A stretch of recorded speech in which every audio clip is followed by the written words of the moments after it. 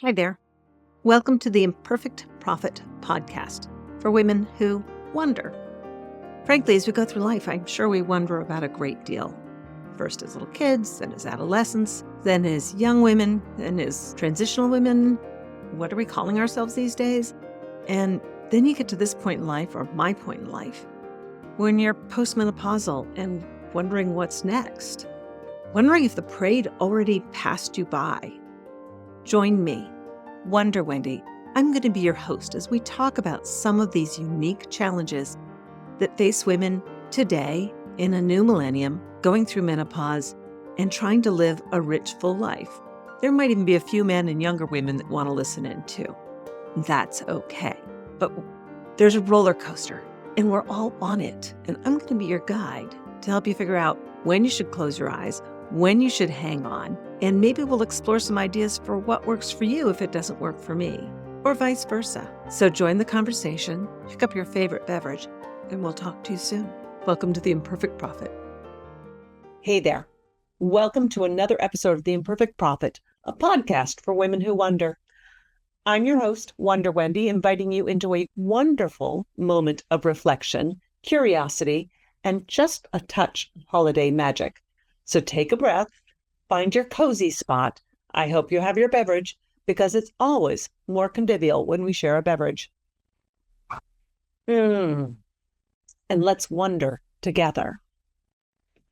Now, a couple of weeks ago, you may recall that I recorded an episode in London. I told you I'd write an episode about London, and here it is. Now, London is a city that feels like layers of time stacked on top of one another. And history itself is pressed into every sidewalk and stone. Cobblestones and neon, kings and commuters, ancient churches stacked next to modern glass towers. Now, we Americans tend to think a couple hundred years is old. After all, the United States is approaching its 250th birthday.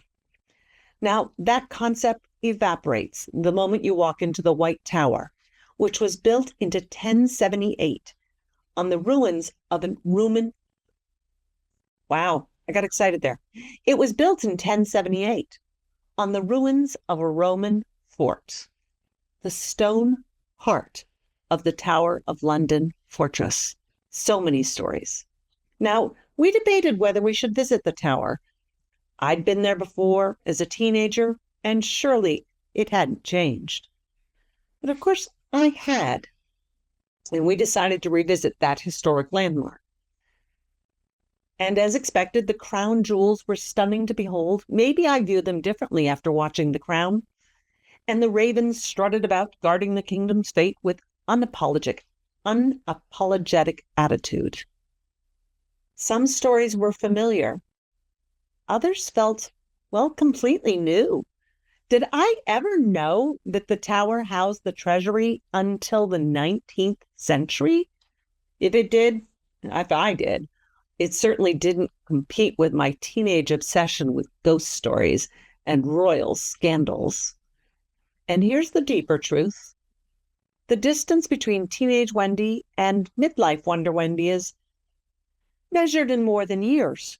It's measured in lived experiences, shifting perspective, and several thousand cups of morning coffee. Only a couple of which I've had today. So yes, there were new lessons in the making. And just as I thought I was remembering the tower exactly as it was, we joined a yeoman warder tour. Those colorfully uniformed guardians of both the stories and treasures of the Tower of London. Now, these are ceremonial guardians, but they actually do a job. They are retired military servicemen and women who now serve as storytellers, protectors of tradition, and holders of more secrets than they will ever admit. Now, the tour was part history lesson, part comedy show, and part ghost story around the campfire, delivered with that signature yeoman warder flair. And as the tour wrapped up, he gestured toward a modern glass monument, marking the site where numerous notables were executed. I thought, that's different. Because in my memory, I mean like vivid memory, there wasn't a monument. There was a chopping block, a heavy wooden block, so lurid and vivid that I could almost imagine the beheading happening on its ancient wood grain, worn smooth by the elements and the touch of human hands. Dramatic and impossible to miss. My teenage self, I think she was horrified and fascinated. I mean, this is where history literally changed direction with a flash of an axe. Except for Anne Boleyn, who famously requested a sword more precise, more merciful, and decidedly more French. But now, no block, just the monument.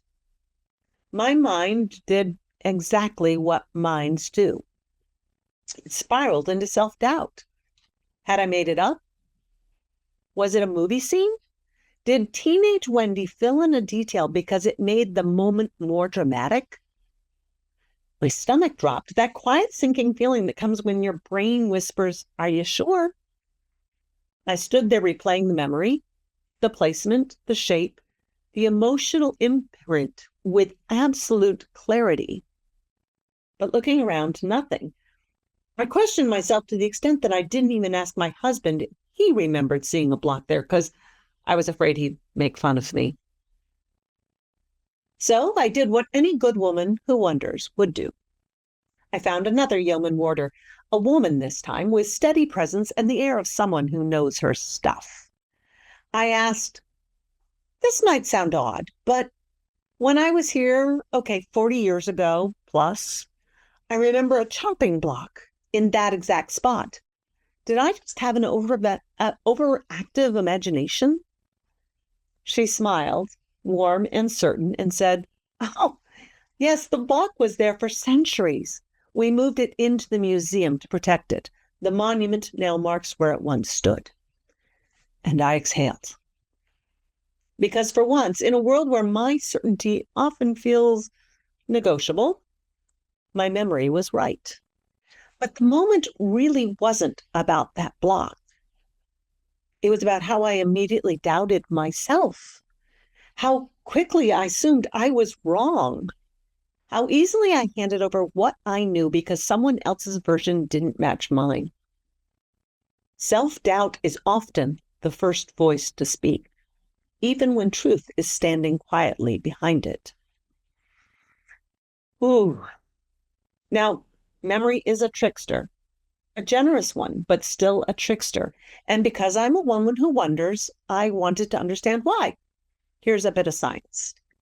According to psychologist Elizabeth Loftus, one of the world's leading researchers on human memory, we don't store memories like videos.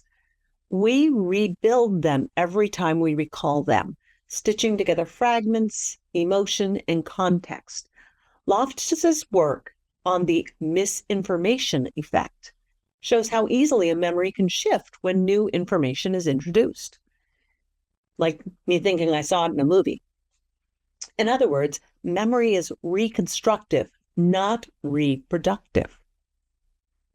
And there was a neuroscientist, Joseph Ledoux, who explained that when the amygdala is activated by fear, awe, excitement, those emotional charges make the memory more vivid, but not necessarily more accurate. Childhood memories feel enormous because we were small and our emotions were huge. So remember, emotion strengthens memory, but also, distorts it. And if that weren't enough sciencey stuff, the American Psychological Association has published multiple studies showing that confidence is not a reliable indicator of memory accuracy. Someone can be absolutely certain and absolutely wrong. And someone else can be uncertain and remember the essential truth. Yep, confidence and accuracy are not the same thing.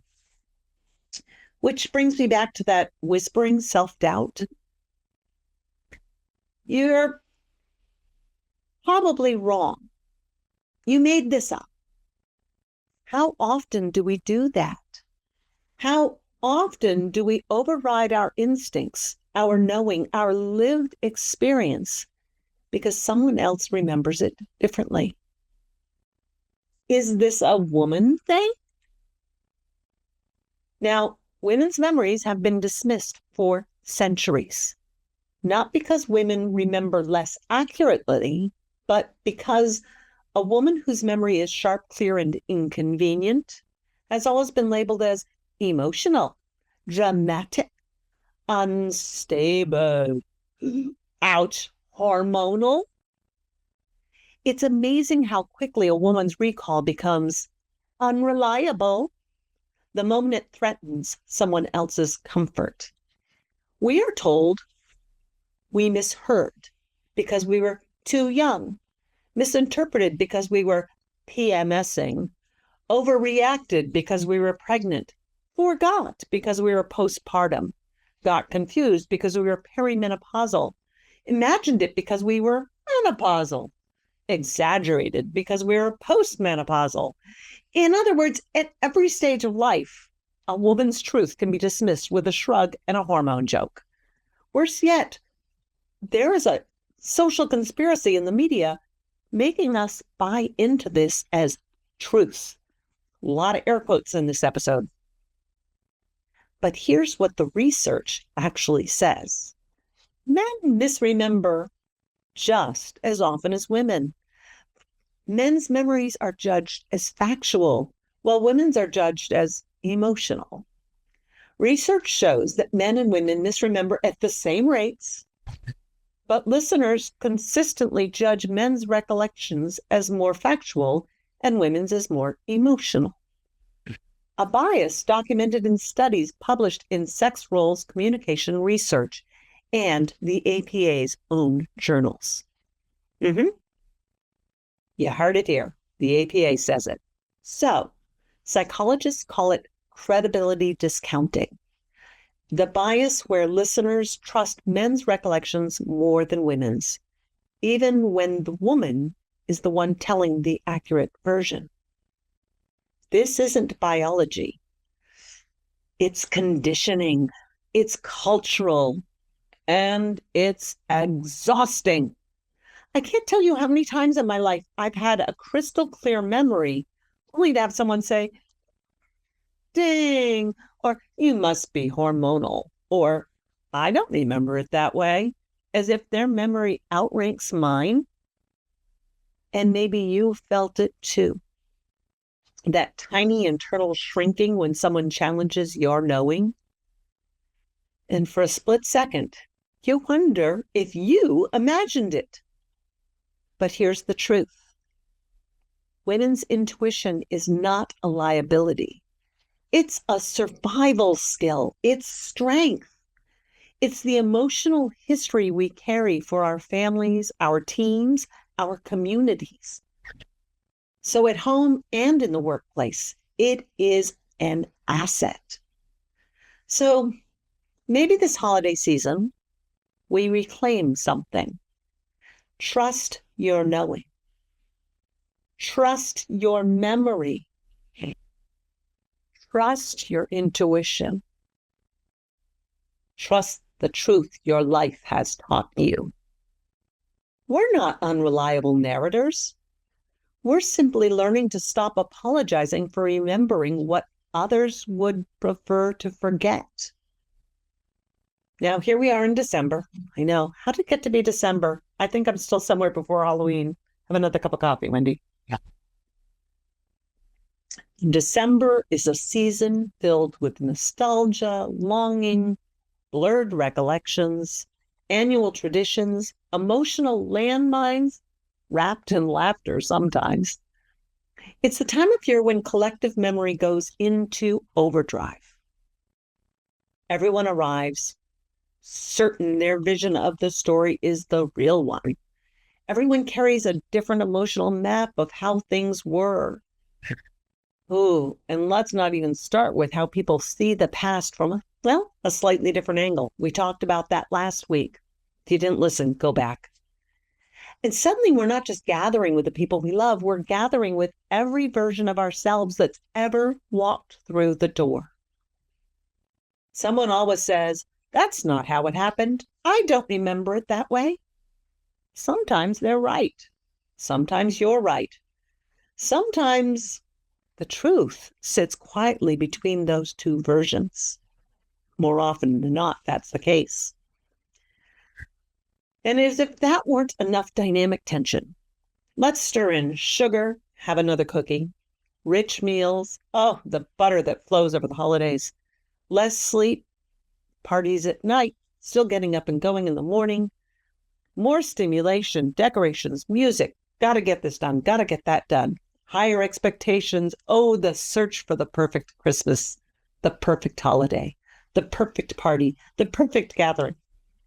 All that together becomes the perfect holiday cocktail, shaken, stirred, and served with a twist of overwhelmed. Thinking back to one Christmas, my family had all the drama of a reality TV show. I came home from Germany to a house I'd never lived in. No key. I knocked. My sister-in-law, who was not on great terms with me, or I was not on great terms with her, turned and walked away. I could see her through the window. Did she see me? Maybe. Did she avoid me? Also maybe. Eventually, somebody let me in, straight into an argument between two sisters. One left, one stayed. Everyone swore their interpretation was the accurate one. I remember standing in the foyer thinking, how am I already in Act 2 of a play I didn't audition for? To this day, if we sat down to recreate that moment, we'd undoubtedly tell different stories, completely different stories. Not because anyone's lying or anything like that, but because memory is personal. Memory is emotional. Memory is a mosaic, all those little pieces put together in your mind. So what if this holiday we practiced curiosity instead of certainty, grace instead of defensiveness, openness instead of correction, gentleness instead of judgment? Agreement isn't required for love. Uniformity isn't required for peace. Now, going back to the missing block. Well, it wasn't missing. They just moved it. The one I thought I imagined. It's now a symbol. A reminder that just because somebody else didn't see it doesn't mean it wasn't there. Just because someone else doesn't remember it doesn't mean it didn't happen. Just because someone else doubts you doesn't mean you shouldn't trust yourself. You may be the only one who remembers a moment because you were the only one who lived it most deeply. As you navigate the gatherings, the conversations, the traditions, and the emotional complexity of the holidays, remember, your memories don't have to be perfect to be real, and your experience doesn't need universal agreement to be valid. Hold your memories lightly. Hold others gently, and hold yourself with deep wonder. Give yourself permission to step away, to breathe, to let the moment be enough. And until next week, stay hydrated. Try to get some rest. And take care of yourself physically and emotionally during this very tender, very beautiful, very complicated, and yet wonderful time of year. After all, it's the most wonderful time of the year. My favorite song, right? As always, if this episode made you think of someone, that's your cue to reach out. Share the episode, maybe even a warm beverage, and a moment of connection. They might thank you for a fresh perspective. And I thank you for sharing this episode. Talk to you next week. Like what you heard here today? Then we should be friends. I suggest you join my Facebook group. It's a good way to connect. We can have a conversation. Ask me questions, whatever you want to do. It is called the Wonderful Bucket List Life. That's Wonder-Full Bucket List Life. Be a bucket lister and join me on this adventure. Or you can go to my webpage, which is Wonder Wendy and Friends, join the mailing list, learn about the book I wrote, adventures that are coming up in the future, and other podcasts. I look forward to talking to you soon, and stay hydrated. Have a great day.